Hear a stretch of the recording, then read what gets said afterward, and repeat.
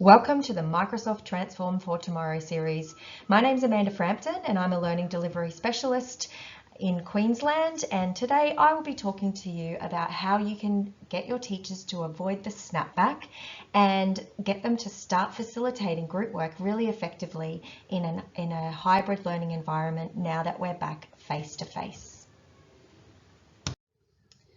To get started, I just wanted to actually look at what group work is and pull on a really great resource or a really great course that we've got in the Microsoft Educator Centre called 21st Century Learning Design. Now, I've just got the introduction module up on the screen now, but the 21st Century Learning Design curriculum was developed to enhance 21st century skills in student learning, and it builds on the 21st Century Learning Development research methodology, providing a collaborative practice-based process that helps educators transform how they can design enriching learning activities for their students.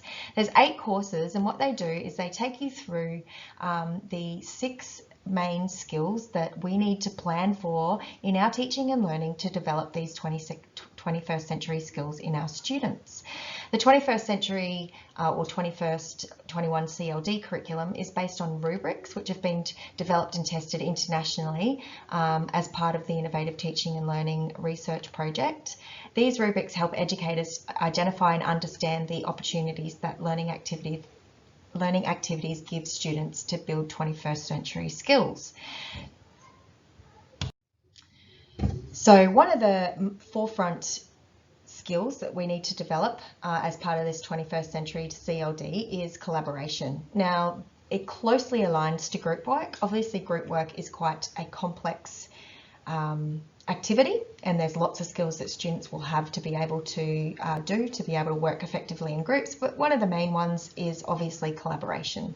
So the 21st century CLD rubrics talk about these main ideas or these big ideas within collaboration, and that's 1, working together, 2, sharing responsibility, making substantive decisions, and getting the students to have interdependence on each other.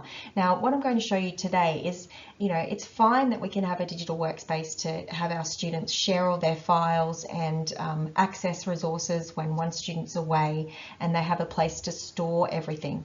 But getting students to work effectively in groups is about more than that, and I'll be highlighting how we can use digital technologies to get students to share responsibility, get them to make substantive decisions when they're co-authoring documents rather than just sending a bit of what they've done to each other and then putting it all together, and really structuring our tasks and assigning them through digital technologies to create interdependence when the students are putting their work together.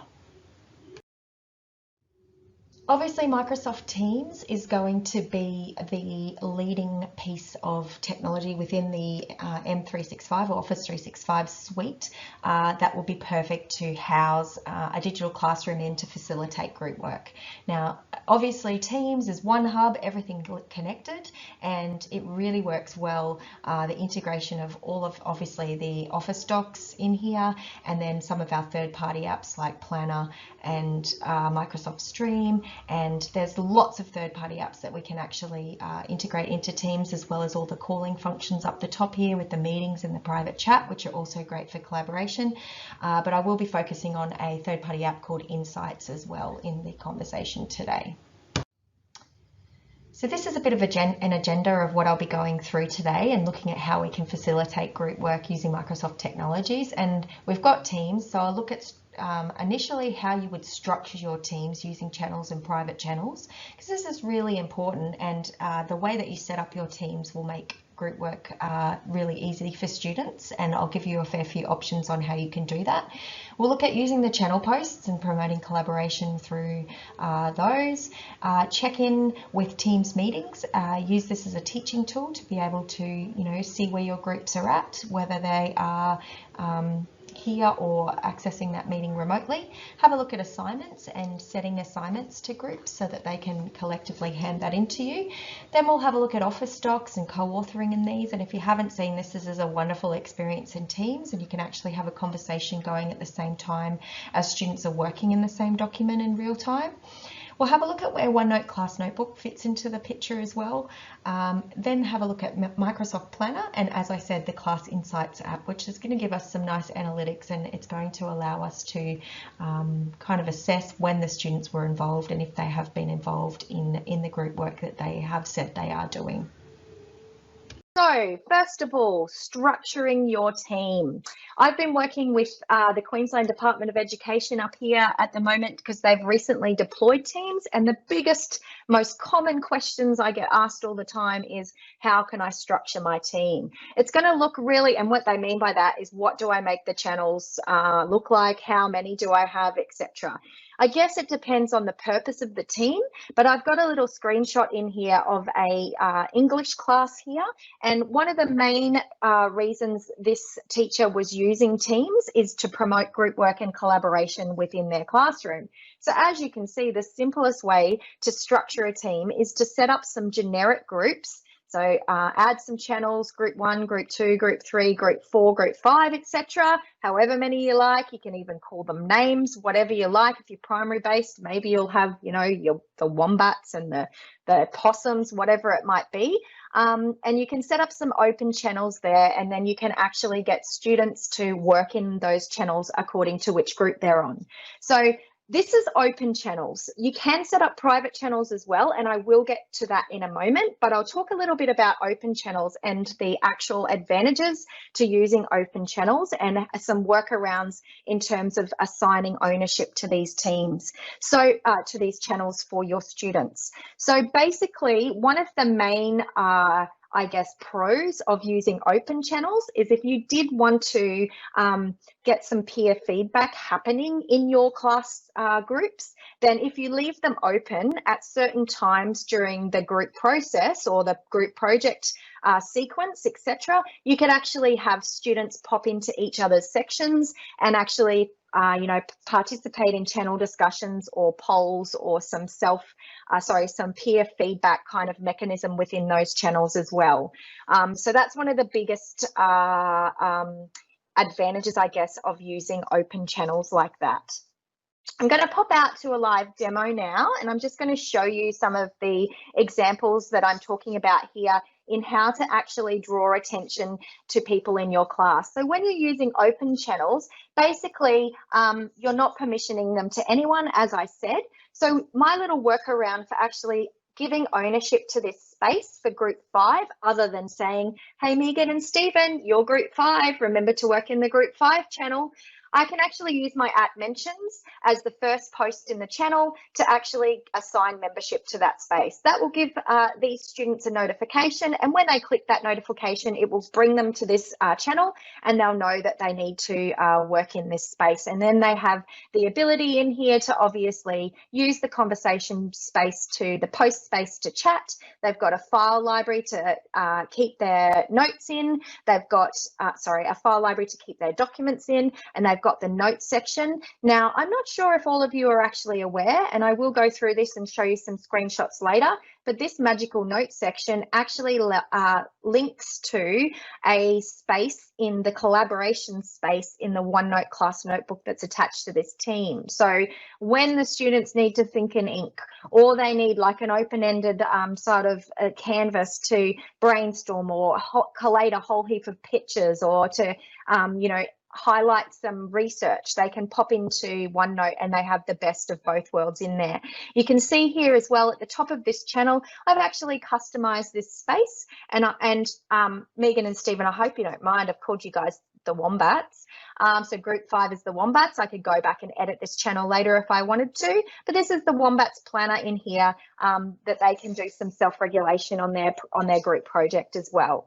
But the first thing I wanted to show you there is the ability to @mention to give ownership to those channels. Obviously, if you're using private channels, which I will show you shortly, you can actually close that off to everybody and you wouldn't need to do that.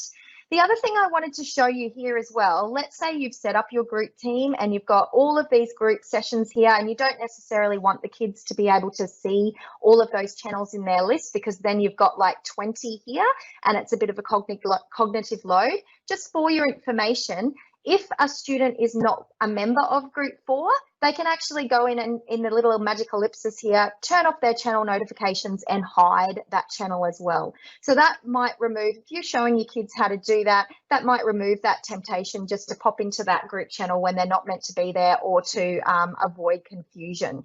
So that's how you can use group channels, channels for group work when you're using open channels. The other way that you can do it as well is, if I was to look at and as I said, there's no right or wrong way. These are just some ideas on how you could actually structure it. And this might be more so when you are not doing a project that's, over the course of a term and students need a lot of space to store things. Basically, you could create one channel for group work, and then in that channel for group work in the file library, you could actually pop in some folders when this loads up. And allocate these folders to each group as well. Now, if you're really switched on and tech savvy, you can open in SharePoint and you could permission these folders within the file library to specific students in that group, so you can lock it down as opposed to setting up channels like this. But this might be just when you want to, get the students to go in and actually work on a project where they're doing a presentation. They've got a OneNote in here for research, and they've got, an allocation of group roles Word document in here as well. So a little bit different. This could actually be part of an individual group's group channel as well, but another way to structure the ability for your students to set that up. If each group is kind of doing the same thing and you're scaffolding that process for them, you can just set up one folder and copy those across for each of your groups and then allocate those groups. So that's option number 2, using open channels when you're doing group work. Obviously different purposes, but a couple of different ways that you can set those up in there as well. Option 3 then is the use of private channels. And you can see here, I've just hidden a few down here, so I'll just unhide those for you. And when you set up private channels, you can actually allocate specific students to those channels and lock those channels down to those students. Okay, so to create a private channel, you would create it just as you would create a normal channel by going into the ellipsis, add channel, give it a name. So we might group 18, just so that I don't get told I've got a channel called that already. And instead of standard access down the bottom here, I want to pop it down to private access. I can still put my description in, but when I go next, there's just one additional step where I actually get to allocate which students will be able to work in this channel. So if I made this a private channel for Stephen and Megan and add them in, they'll get a notification that they've been added to a private channel, and you can see that it's got a little lock symbol. And the great thing about this is only the owners of the team, so the teachers, and the students that are part of that locked or private channel will see that channel in their channel list. So I'm an owner, I can see all my locked channels in here at the moment, but obviously Megan and Stephen, who are the private members of group 18, would see this in their channel list as well. Okay, so private channels is a bit of a a simpler way to petition private spaces for your students, but if you don't have those available to you in your tenant, there are other ways that you can work it out. And as I said, maybe you want to facilitate peer feedback, so you don't want the channels to be locked down. Up to you. Okay, so then obviously they still have their ability to post in here and to have files in here, but you as a teacher or the owner of the team can pop in and see what they're doing at any stage. So very similar to the class notebook sections that you can have in a private student notebook. So on this slide, you'll just see another couple of examples on how you might set up private channels in your teams for group work. So one way you can do it is you can just obviously call them group 1, group 2, group 3. The other way that you might like to do it is that you could call them, the names of the students if you wanted to make that nice and clear. But just another thing while I think of it in regards to structuring your team with open channels here, another advantage of doing this is that this keeps it organic and allows you to change group membership. So for example, I know a science teacher who likes to do a group work activity based on the benches that the kids are sitting on, and the kids might sit, or the students might sit at different benches every lesson. So he would just say, okay, bench 1 is group 1, bench 2 is group 2, and whoever's sitting at those benches for that day will go into the respective channel and do the group activity in there.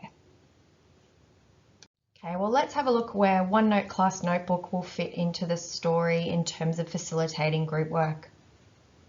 Go into the group 5 channel that I've set up for Megan and Steve, and I'm just going to pop into the notes section here, because that's going to actually allow me to open the section of the class notebook that has been automatically set up in the collaboration space. Obviously, it needs to go in the collaboration space because the collaboration space in the content library is the only area that is read-write to everybody.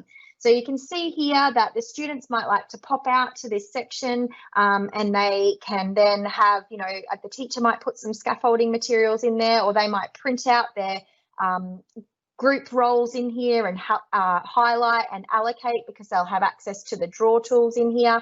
All the meanwhile, they're still working within the Teams interface. They're not actually leaving Teams, so they're not wasting time and getting confused. But I might be doing some highlighting, I might be filling the sheet out, etc. But that whole concept of then having that canvas to actually do a quick brainstorm, it's just more fluid and flexible than some of the other tools, you know, that you might have. So this ability to go in here and then grab your stylus or draw with your finger on your stylus and do a bit of a brain map for your project. And then, you know, if you've got some really cool people, they might start to put their diagrams in. But brainstorming how they're going to rebuild Sydney in Minecraft, which world are they going to start in? They've got to do ships, they've got to do the settlement, and then who have they got to include? And it looks like one of the team members have actually, probably Megan, have actually popped into this OneNote and they are collaborating with me as well. So Megan is in Sydney at the moment and I am in Queensland, so it does not matter where your students are. They can be working together on this project. So a really good way to, you know, include students who might be still off ill. I know that it's been interesting times in terms of any symptoms you still have to, you know, learn from home. But if they're not too bad, they could actually come in and still be working. But even after hours, just digitally inking together as well in that hybrid kind of view. So then the students have the ability to pop in pages in here. They might start to use it for research and start to snip pieces from the internet into their pages, etc., and keep their references in here. Whatever it might be, it does have that flexibility as opposed to straight Word documents and PowerPoints that are a little bit more structured than OneNote. So that's how OneNote Class Notebook fits into the group work story. I've kind of already talked about structuring your file library for group work, and as you can see here, I've got some group folders in a group work channel, and then I move into a particular folder and I can scaffold documents in here for my students. But this is actually a nice segue into talking about getting students to co-author in Office Docs. So Office Docs is a really nice experience within Teams. You can open up a document and have a conversation down the side whilst you're actually working in the document in real time. So I'll pop out now and I'll show you what that could look like and how students could use that to collaborate. Once I've created this file in here, I can actually start to use my design features over here, and if you haven't seen design features in PowerPoints, it's really cool. But I can put, you know, recreating Sydney Cove in Minecraft. Okay, I'm just waiting for Megan to jump in here. Amanda and Megan. Okay, we're adding new slides in, and here, and then I can see that up the top here, Megan's little icon has popped up so that I know she is now in this document. So we could actually be in a Teams call at the same time if that's a function that's available to your students. But if not, when you're in Teams and you're working on an Office doc, you'll get 3 or a couple of extra ones because you can present in here now as well. But you can see that you have the ability to turn on a conversation that will run down the side here. So I can say, hi, Megan. We discussed this yesterday. Weren't we going to call it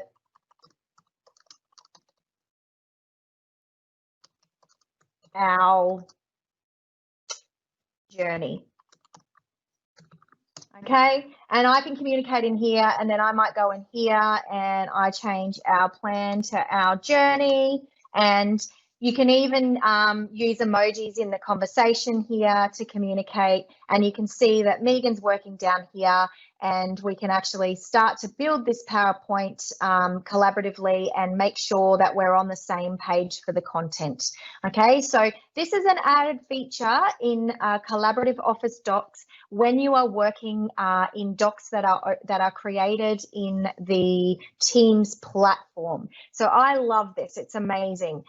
You can also obviously use comments as well. So if Megan had to leave because she's got to go to footy practice, I might put a little comment on this slide and say, we need to discuss this tomorrow. Okay, more as a reminder for myself, but also so Megan sees that there's something we need to work on there. And then the comments will actually go as little icons in the PowerPoint so that we can resolve those and actually mark up, I guess, a document for us there as well. So that's a really good feature to get that substantive decision making going when students are actually co-authoring documents in there, which is great. Okay, so Office docs are super cool. That could be a PowerPoint, it could be a Word document, as you've seen, it could be a OneNote notebook, it could be an Excel spreadsheet.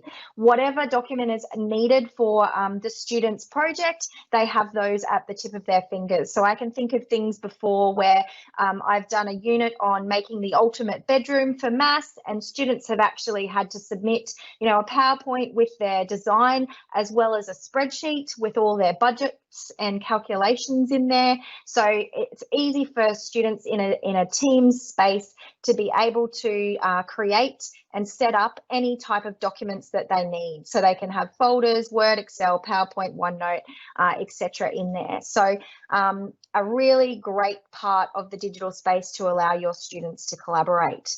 I think the next thing on my list is the idea of being able to bring planners into your team as well. The next feature of Teams we're going to look at to facilitate group work as channels, and I guess it's a bit of a no-brainer in terms of getting students to collaborate in these spaces. They're basically threaded blogs. So let's have a look at this live demo. A lot of people that actually see Teams for the first time actually get a little bit worried about what will go on in that channel space. And some teachers, the first question they ask me is, oh my gosh, can you turn it off? Can you mute students? And I'm sure that we're all aware that some really powerful collaboration can happen in these discussion forums. And if we talk about giving every student a voice, you might have a group member that's really shy and anxious, and when you see that group member interacting with her other group members in a classroom situation, she might be quite reserved and sit back and not say anything. But if you give groups an opportunity to participate in hybrid learning where they've got a digital platform as well, it might just be a place where that student can shine because she will feel more comfortable to actually contribute to group discussions that are happening in the channel as well. So I might actually start a new conversation in here about how I'll put a subject in here, Minecraft world, and I might say, hey group people, which world do you suggest we begin with for our project? Post below. And I'm a really great student because I'm actually using correct grammar, because I encourage my students to do that when they're posting in spaces as well. And now if Megan or Steve is still in this team, you can see here that she might have been too afraid to actually post her reply, or sorry, speak her reply in class, but she might be the first to actually reply to this post in here. You can see as well that this little conversation that's popped into this channel is the one that is attached to the doc that we were going as well. So we can continue that conversation about that presentation after we've left that document. So I could go in here and say, Megan, I added some design features last night. Which is not a substantive decision, but very important for the aesthetic looks of your presentation as well. I know it doesn't get us more marks, but it needs to look good. Okay.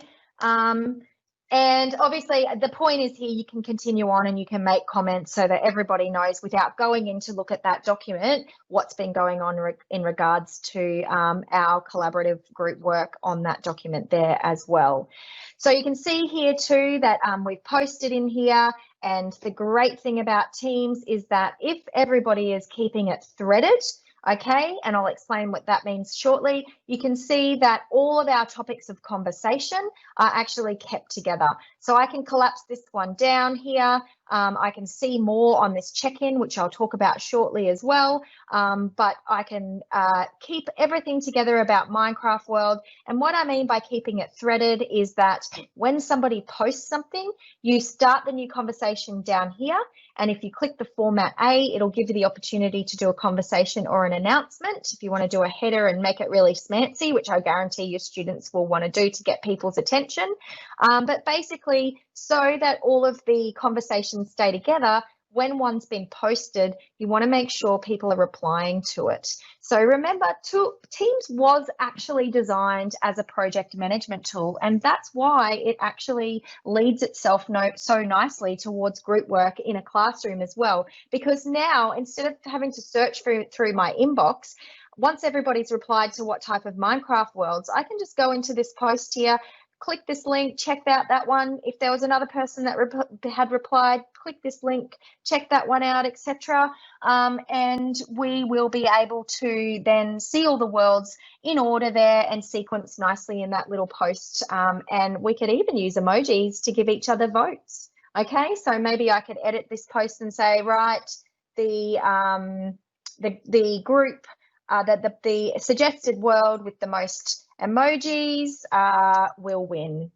Okay, the world with the most likes will be the one we start with.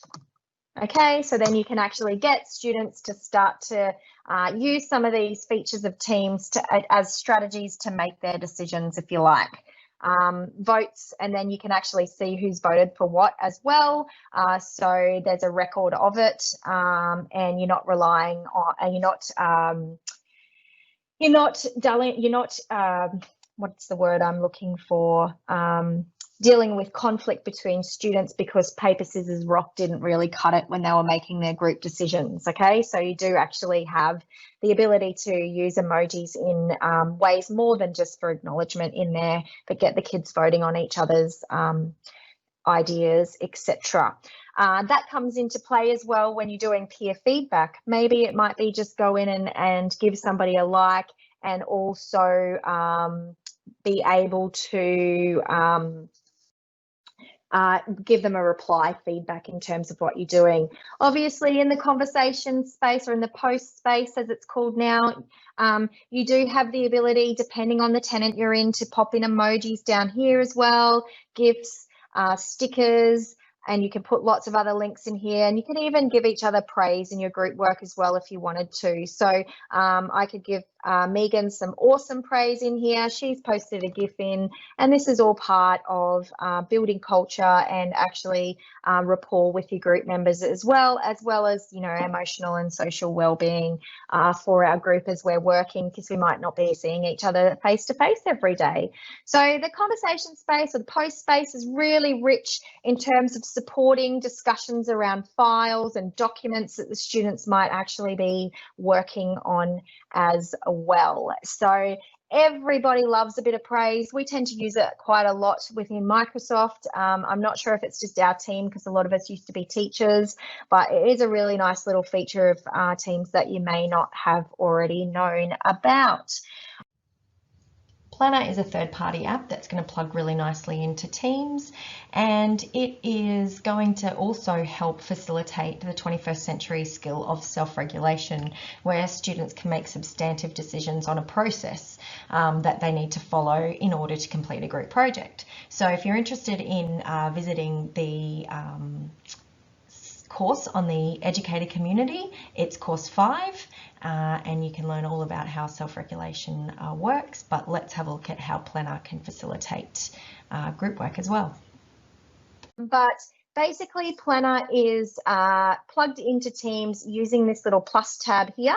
And again, it will definitely depend on your tenant in terms of what is turned on.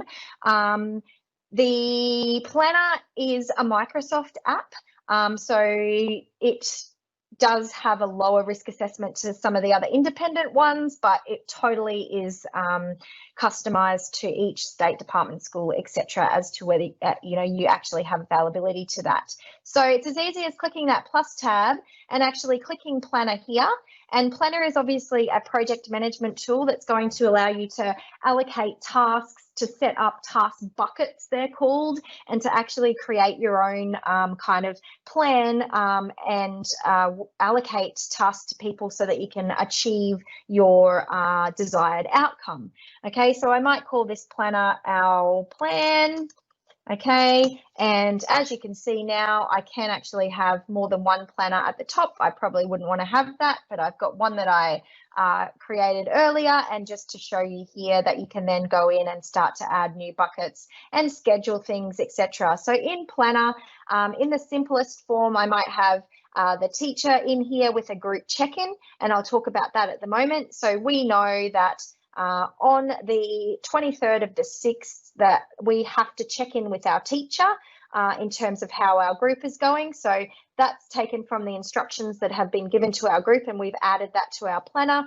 And then obviously you can add what I call buckets here. So we've got a research bucket here, and we're starting to allocate some of the tasks that need to be researched. And then maybe the third one that we put in here is research jigsaw, where we come together as a group and we share our research and bring each other up to speed with it, so that we can then start to you know, make decisions on what we need to include in our project, etc. And obviously when these are completed, you can assign to individual members or to more than one member.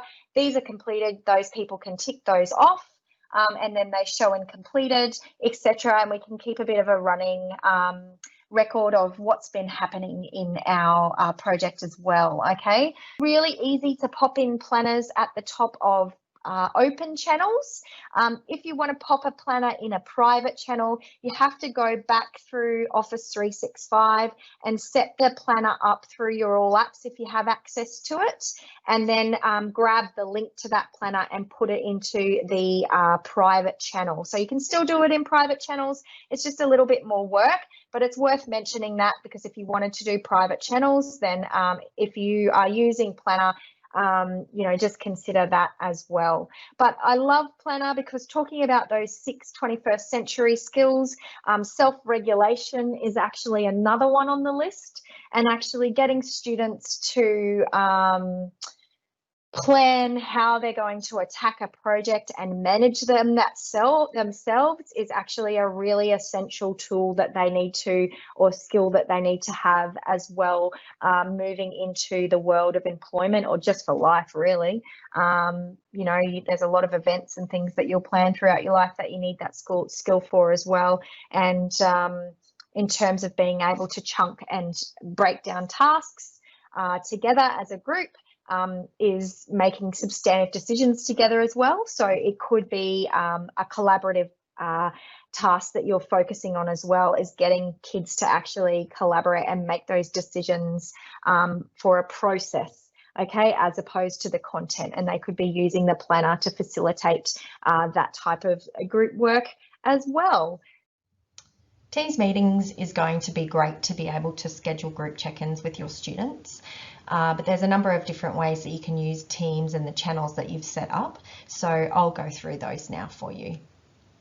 So there's a couple of ways that I can do that. Obviously, just as a teacher, at any stage, I can pop into any of the channels, whether they're private or locked, because as the owner, just to repeat, you will have access to that channel, even though it's locked out to all but 2 students. So owners of teams will have that. So in this locked one for Megan and Steve, I could come in here and I could say at Megan, or maybe I'll do Stephen this time. Stephen, hi, can't see much happening here. Has your group assigned roles yet? Okay, so I have then that ability to communicate with my students as a teacher from that same platform as well. So I'm not having to email out or find student emails if I don't have them in my contact book, my contacts list, sorry. I can just come into Teams and go down one by one into my group spaces, whether they're private or not, and check out how my students' progress are going, okay?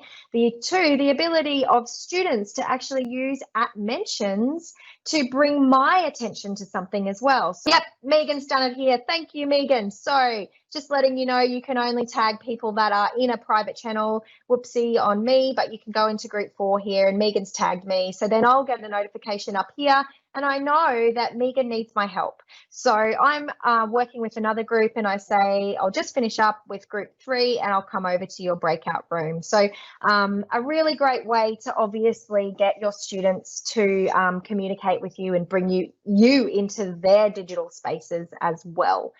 The other thing that you can see up here, I've sort of talked a lot about using the conversation space for group work, but this could be a way that you could use it later down the track if you wanted to do that, like generic groups that are open channels, because every time you do a science experiment, you want to use you'd like to use a space to actually get the students to, write down their hypotheses, or get them to hypothesize here. Okay, so I've put a reminder of the scientific method in here, and then I'm in my groups and I say, okay, group 4, that's the bench up the back. Can you guys all jump into our team and go into the group 4 channel? And I've put in experiment predictions for today. Can you please list your experiment predictions in that? And the beauty of setting up these posts is that you can actually cross post to channels as well. So you're probably thinking, I'm not doing that because I've got to post that same experiment predictions to get them to hypothesize here into 5 different channels. That's like full on for me. But if you actually start a new conversation down here, and you can call it whatever you like, but you can actually post to more than one channel at a time. So you can leave it as everybody replies, but obviously it's going to post to this channel at the moment, but if I go post into multiple channels, I get to pop into select channels here, and I can then pop into my class and select that I want to that post into all of these channels, okay, that are called group work, and I update that, and you can see that they're listed here now, and then I send that out. And then I post your prediction here. And you can do whatever you like. You can put pictures, etc. Because posts are pretty easy. But that whole idea now of being able to see that post in every single one of my group channels. So by doing it once, it's been put into all groups, and that activity is ready to go for me to just use my science benches in the classroom to be able to get students to post their predictions in our team, which is pretty cool. Obviously, you don't have to use that for group work all the time as well, but it's just great if you've got more than one class to be able to post the same post into numerous channels within different classes as well. Using Teams meetings, I talked about the ability to pop into any, but also scheduling a meeting in the channel as well. So in my planner, the students know that they have to check in with me on the 23rd. So in their posts, in the post section of their channel, myself or they can go in, click on Meet Now down the bottom. It's the easiest way. Change it to schedule a meeting. And that's just going to populate the fact that this meeting needs to take place in the Group 5 channel within the Year English team as well. We can call it check-in, set the date and time, and when we send that, that meeting sits in the channel and is ready for us to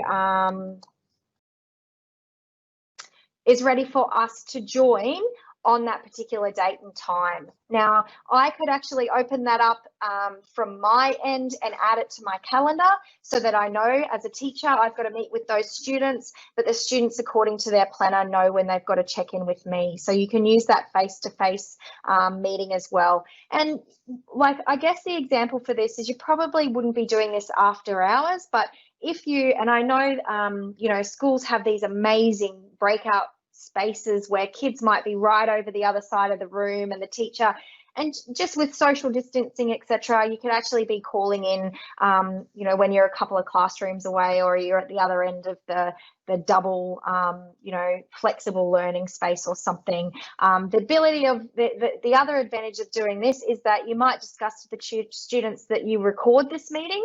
Okay, because the students would just go in here and they could join this meeting, and then you do have the opportunity once you're in here to join that meeting, and you could actually record it so the students could check in later as well on any actions that they might have needed to take place. So using those Teams meetings as a check-in with your students for group work as well.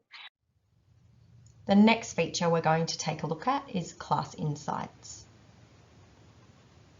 In the past, when I've run 21 CLD workshops and I've talked to teachers about group work, it's always been one of those things that's a little bit hard to monitor. And I'm sure if you reflect back on your university days, I know I can think of group assignments that I've had to do where one group member has just ghosted, basically not shown up at all, but somehow still, and no, this is a while back, so things have changed, but somehow that person still got their name on their assignment and still managed to get the same markers as all. So with Teams, there's actually a plugin here that you can add to your team in the general channel. It's called Class Insights. And the way that you would gain access to this is when you're sitting in the general channel, you would click the plus tab here and you're looking for this little Insights third-party app. Okay, or you can manage apps down here and grab it if you've got access to that. You plug the Insights app in. It is only for you only. So if you plug it into the top of your team, the students aren't going to see it, but it sort of looks like it's there when you're in teacher view. But this Class Insights tool provides you on a whole heap of analytics, and it's greatly improved since the preview came out. And it'll show you the digital activity as a whole. So at the moment, I'm on all students. You can see my average grade, my on-time assignment, but it also shows you things like communication activity as well. And as you look down the list here, you can kind of see if you hover over these little purple marks, what that student has been up to. So Molly Dempsey is part of a group that I was working with earlier today in this team, and I can hover over her and you can see that she's edited our presentation, she's visited group work, she's visited online classes. Oh, she's actually been into a couple of other group channels as well, and she's also posted a message and replied to 2 messages as well. So then if Megan's in her class and maybe Megan comes to me and she says, well, Molly's not doing anything, miss, and I say, okay, well, can you give me some ideas on what that means? At least I don't have to just play off student to student. I actually have some data in the background and some analytics in the background that I can go and have a look at to maybe not show the students, but fuel. Okay, so hang on, let's go to the channel here in group work. Molly's replied to this message here. Okay, what's really going on, guys? Okay, so you can use this Class Insights as a bit of a launching board to have those discussions with your students and facilitate collaboration more effectively, or to possibly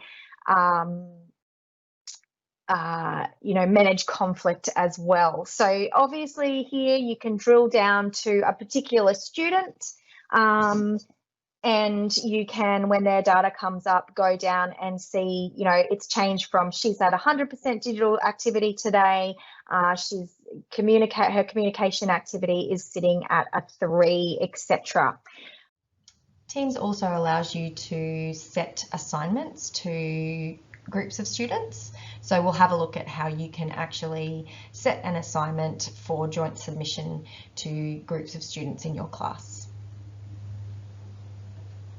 So as a teacher, I'd need to be in my general, and when I'm setting up my assignment in here, the great thing about it as well is Teams is very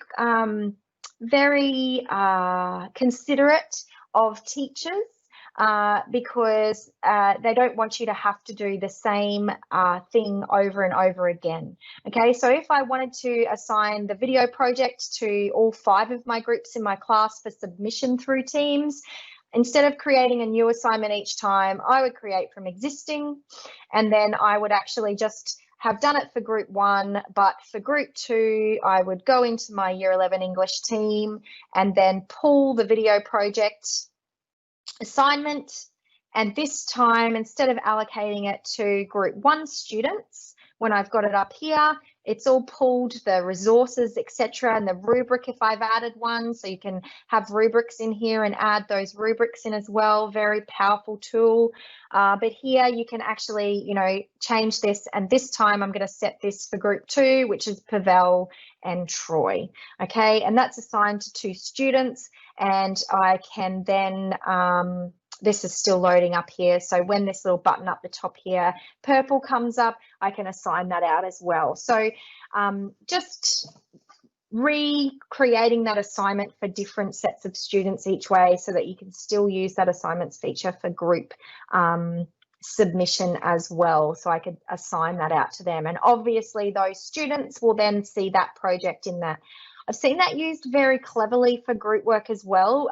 To avoid plagiarism, teachers will give students different sets of numbers for maths assignments or different variables in the assignments, and they can assign it out to different students so that they can't just look on their neighbours and do their work as well.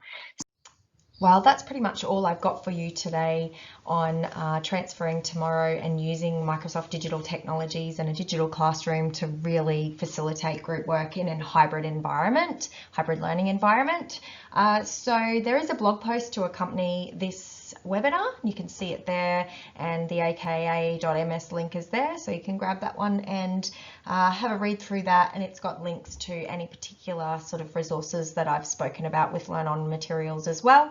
We have run a number of these as well on assessment, on demand learning, social and emotional support, and staff collaboration, so check out those.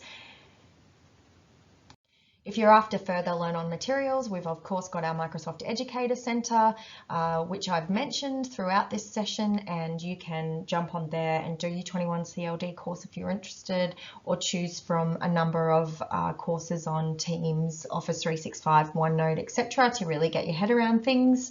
We've got our educator support guides as well. So this is an Office support guide specifically for education, so it's got all the Teams education features in there if you need help with those, and your general Office support for all of our products as well. So this one comes in handy if you just need a quick how-to. So Amanda said to create private channels, go to Office support or support.office.com and say Microsoft Teams private channels, and it'll bring up a step-by-step for you on how to do that. I just wanted to thank you all for attending, and if you've got any further questions or any comments, my email address is there. Feel free to contact me. So go forth and get some group work happening in your digital classroom. Thanks very much for attending.